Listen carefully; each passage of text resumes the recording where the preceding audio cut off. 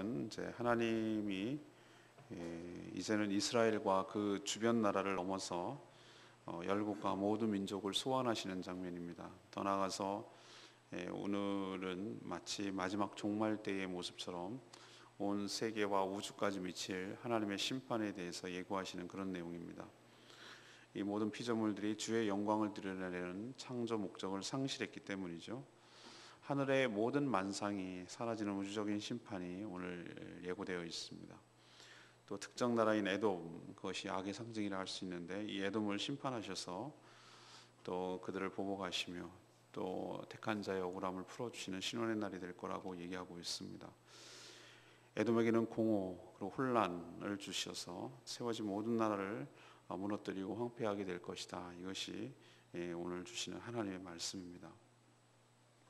먼저 하나님께서 오늘 1절부터 4절까지 말씀입니다. 하나님은 우주적 심판을 내려서 하나님의 주권과 공의를 실현하신다는 내용입니다. 하나님은 그동안 우리가 쭉 이사야서를 묵상했는데 이스라엘, 유다 그리고 그 주변 근동 지방의 나라에 대해서 주로 언급하시고 그 나라에 대해서 심판을 예고하셨습니다. 근데 오늘은 그것이 아니라 이런 나라들을 훨씬 뛰어넘어서 열국과 모든 민족들을 다 소환하시고 또 심판을 예고하시는 그런 내용이 됩니다. 온 우주의 우주적 종말을 예고하는 셈이죠. 이 심판의 내용을 보면 참 무시무시합니다. 하늘의 만상이라는 게 해와 달과 별 뭐 이런 것들이겠죠. 이런 모든 것들이 사라집니다. 4절에 보니까 또 하늘들이 두루마리 같이 말리고 만상이 쇠잔한다. 제가 우주의 축이 말린다고 제가 말씀드린 표현이 이런 표현입니다. 하늘들이 두루마리 이렇게 두루마리 아시죠, 여러분? 그걸 이렇게 말리듯이 말리는 거예요. 그러니까 이게 무슨 핵폭탄 떨어지는 거는 정말 이거는 무슨 애들 장난인 것이에요. 그 정도가 아니라는 것이죠. 모든 만상이 쇠잔해지는 그런 무시무시한 심판을 의미합니다. 하나님이 왜 자신이 만든 피조물에게 이토록 분노하시면서 심판하시는 걸까? 아인슈타인인가요? 그 말을 했어요. 자기는 왜 하나님을 안 믿는가? 지금 제가 정확하게 기억을 안 나는데 자기가 만든 피조물을 없애는 신이 나는 못 믿겠다. 그런 신을 믿고 싶지 않다. 이렇게 얘기를 하는 거예요. 근데 저는 역설적으로 그분이 만든 것 때문에 그분에게 주권이 있다고 저는 보는 거예요. 그리고 만든 이에게 그 목적을 상실했으면은 그것을 목적을 회복시키기 위해서 하는 것은 당연한 주권이에요. 그거는 하나님에 대한 당연한 주인된 권리라 이 말입니다. 하나님께서 왜 자신이 만든 피조물에게 이토록 분노하시는가? 성격 이상자인가? 변덕스러운가? 자기 기분대로 하시는 분인가? 이런 하나님을 우리가 믿어야 되는가? 이렇게 불신자들은 끊임없이 도전하고 의심을 합니다. 근데 왜 그럴까라고 생각하면은 그거는 단면만 감정적으로 어떻게 자기가 만든 쉽게 말하면 어떻게 자기가 낳은 자식을 자기가 죽이냐 이렇게 말하는 거랑 똑같은 논리인데 그건 너무나 단편적으로 보는 것이에요. 하나님의 인내, 하나님의 자비, 하나님의 사랑은 정말 끝이 없습니다. 단순히 왜 저럴까라고 그것만 보고 하나님의 한 면만 보고 얘기하는 것은 정말로 어리석기 짝이 없고 정말 단편적인 생각인 것이죠. 그럼 왜 망합니까? 왜 심판을 내립니까? 하나님 만든 피조물이 자신의 주제, 자신의 본분 이것을 상실했기 때문이에요. 특히 모든 피조물들을 관리해야 할 인간이 주제넘게도 창조주 하나님이 되려고 하는 그 영광을 찬탈하려는 그런 시도를 끊임없이 했어요.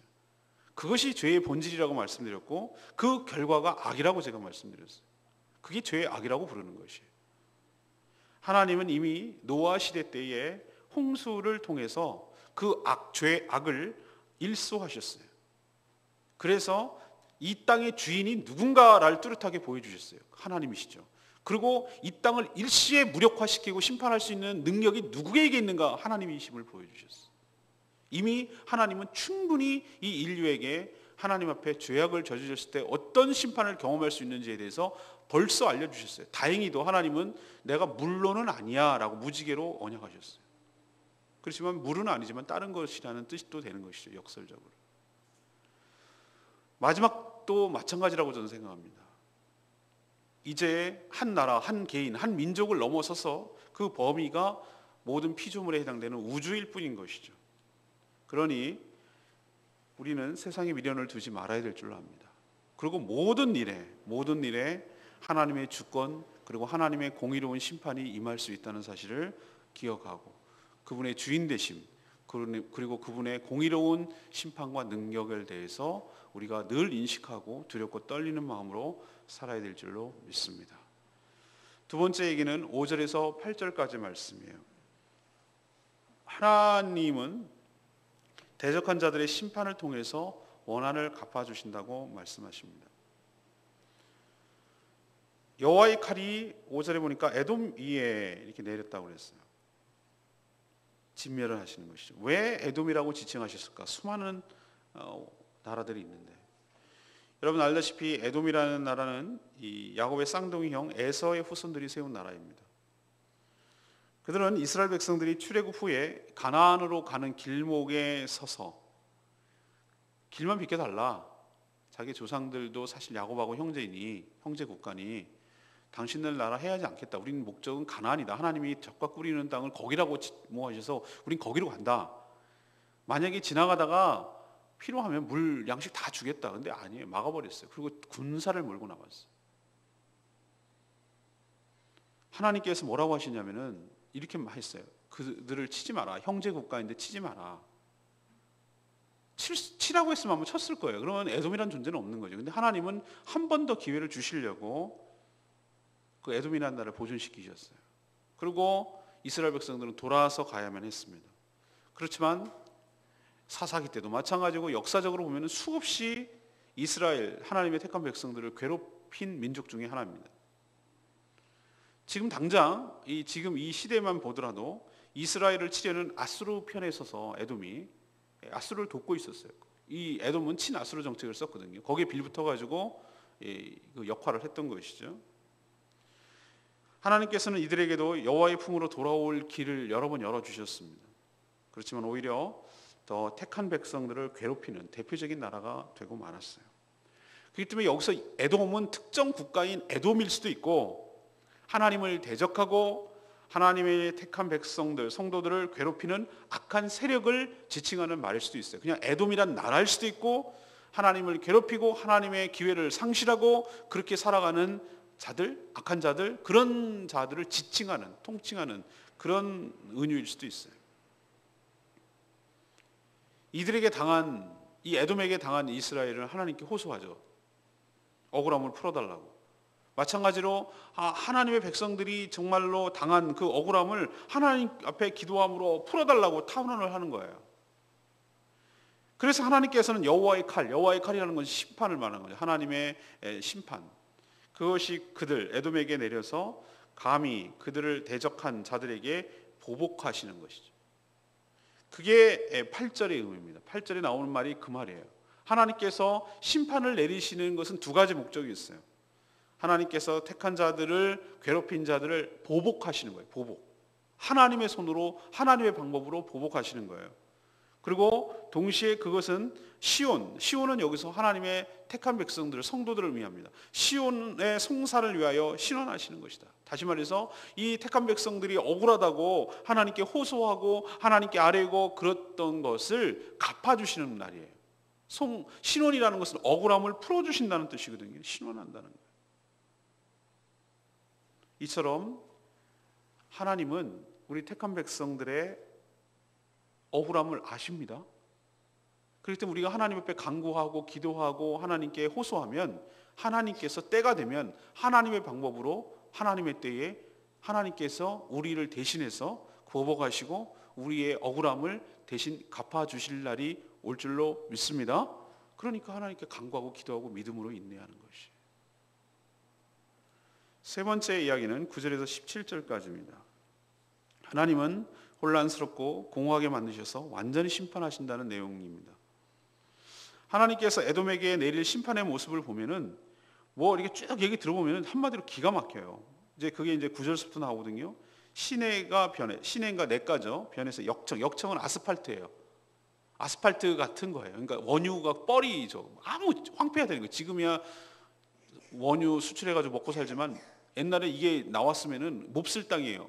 식물도 자라지 않고 역청이 되고 유황이 되고 불 붙는 역청이 되고 계속 불이 붙어 있잖아요. 우리도 유전 같은 데 보면은 꺼지지 않는 연기가 올라올 것이고 겉땅에는 당아새 고슴도치. 이 당아새 고슴도치는 황폐한 곳에서 사는 대표적인 동물이에요.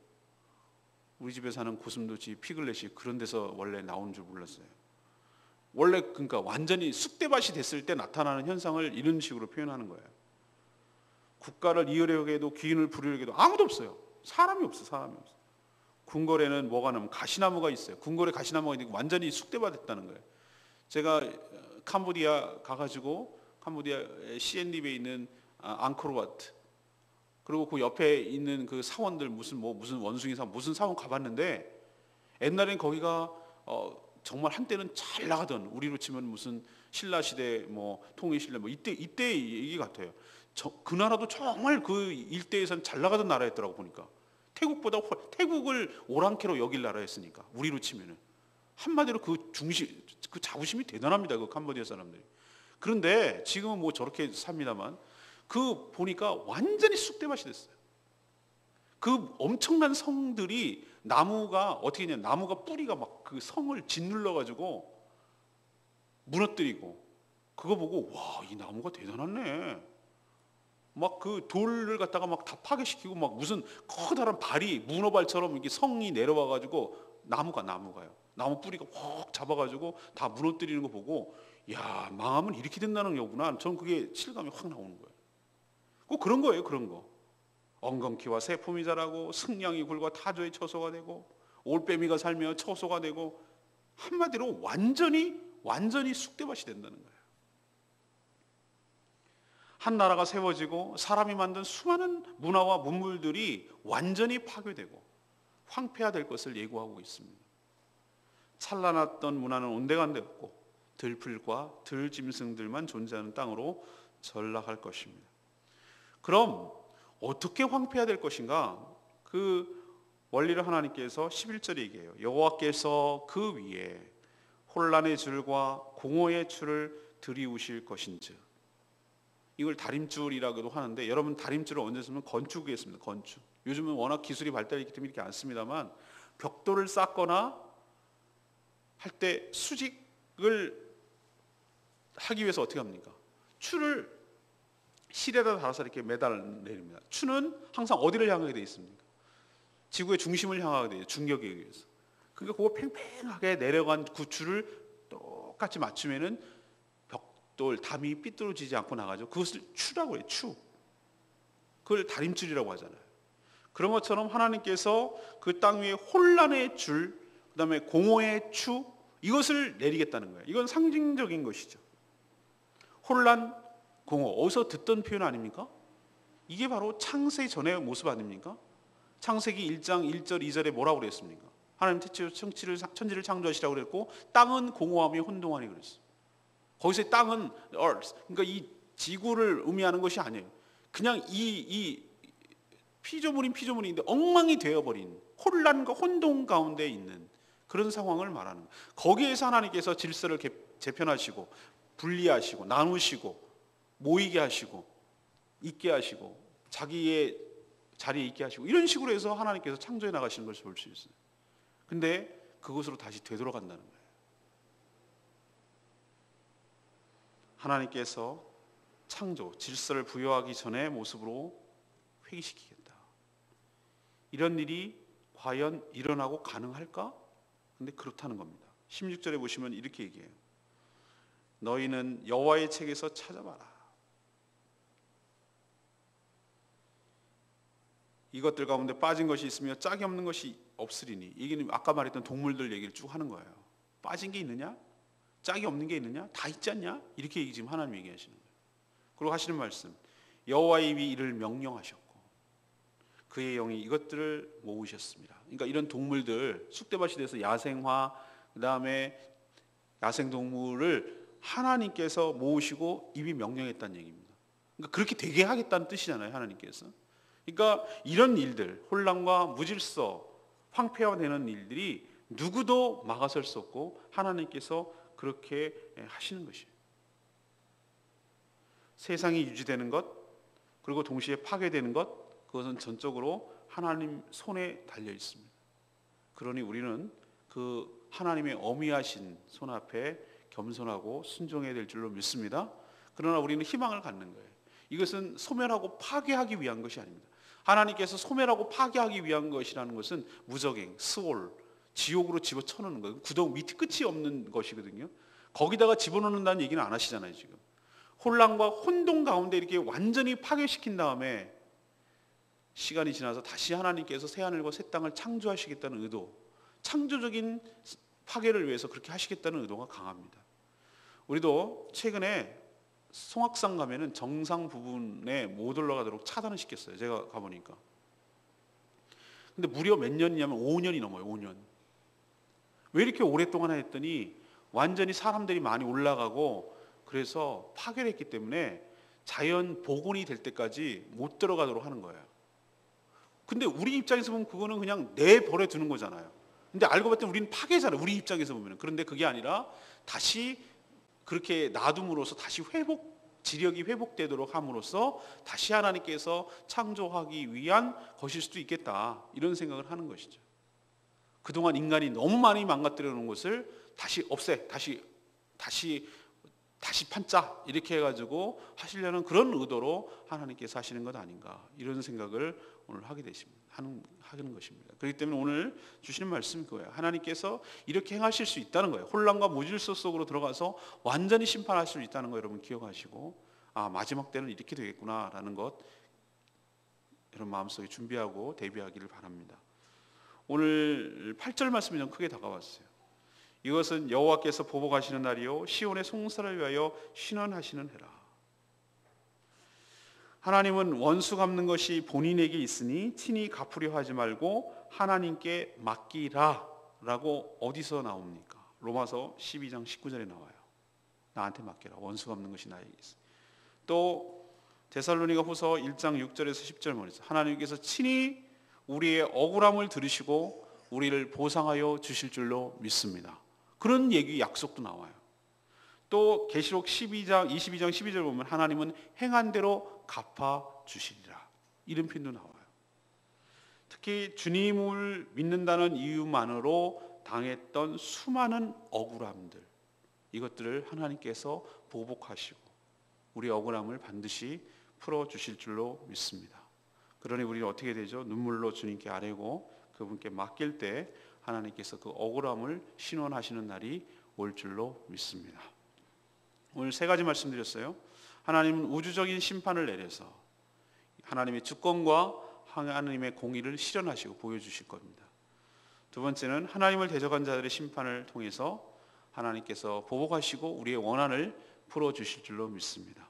세 번째는 하나님께서 하시는 심판은 가벼운 것이 아니라 혼란과 공허 가운데 완전히 심판하셔서 새로운 세계를 만들 전 단계로 만들어 버리시겠다.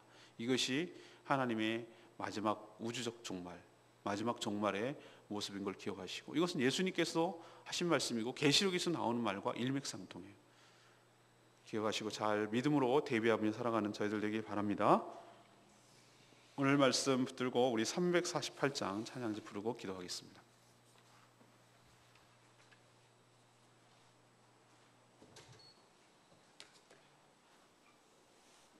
내 구주 예수님, 주 같은 분은 없네. 온 땅이여 주님을 찬양하라. 능력과 위엄의 왕 되신 주, 하나님께서 이 마지막 때의 심판을 통해서 그분이 주권과 그분의 능력과 위엄을 우리에게 보여주시고 온 천하에 보여주실 줄로 압니다. 우리 다 같이 찬양하겠습니다.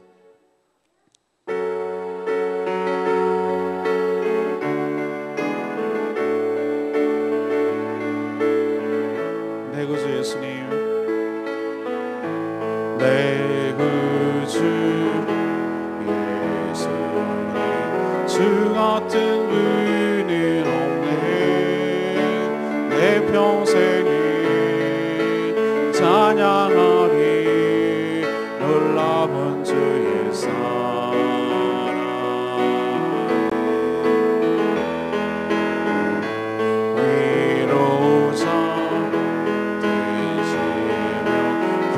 피난처 되신 주님 나의 영혼 온 맘 다해 주를 칭송합니다.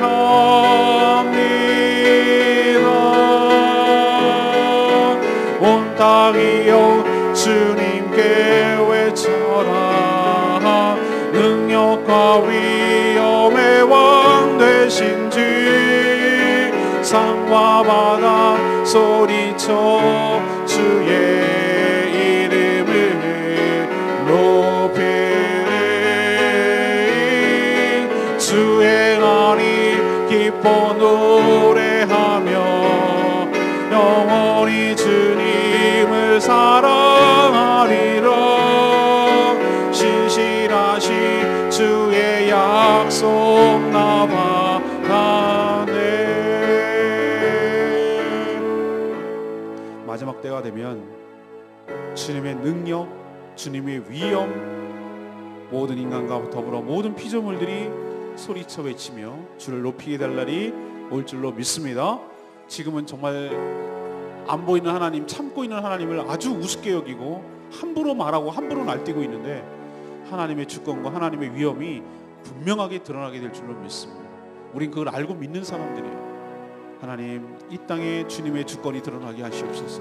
이 땅에 하나님의 능력과 위엄이 드러나게 하여 주시옵소서. 두렵고 떨리는 마음으로 살게 하여 주시고 주님 앞에 경외하는 마음으로 살게 하여 주시옵소서. 다 같이 주여 외치며 나가며 기도합니다. 주여 아버지 온 맘 다해 주를 경외합니다.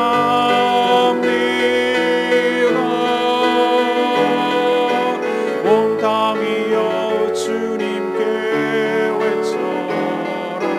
능력과 위엄의 왕 되신 주 산과 바다 소리쳐 주의 이름을 높이리.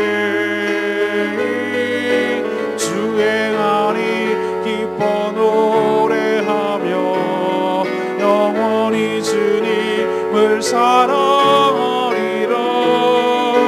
신실하신 주의 약속 나 받아내.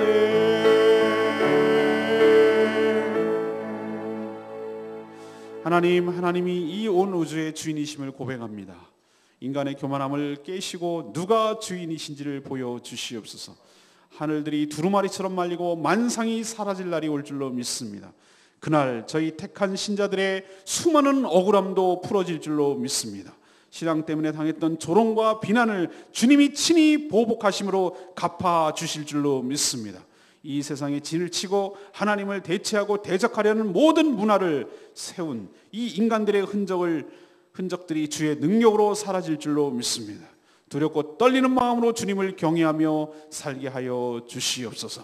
모든 피조물이 주의 영광을 드러내며 하나님을 찬양할 날이 올 것을 기대하고 이런 날이 오기 전에 대비하며 살아가는 저희들 되게 하여 주시옵소서.